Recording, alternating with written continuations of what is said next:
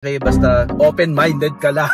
Oo naman, ginagawa na lang natin na joke yan. Pero sa totoo lang, yan ang pinaka-basic na 2 words na pinaka-importante sa success. Kumaga parang dapat open ka, open-minded ka.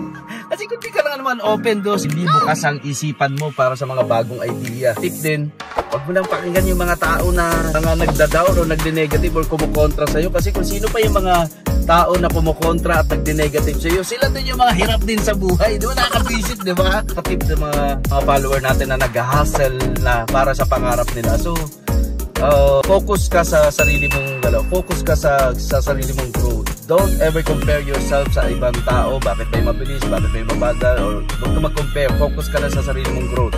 Pakinggan mo yung mga successful na tao. Don't ever listen sa mga taong mga nag-fail. If you want to become successful, just follow the footsteps of those people who are already successful. Don't never listen dun sa mga taong negative. Kasi those people na negative din ang buhay. If you want to become successful, just follow the footsteps of those people who are already successful.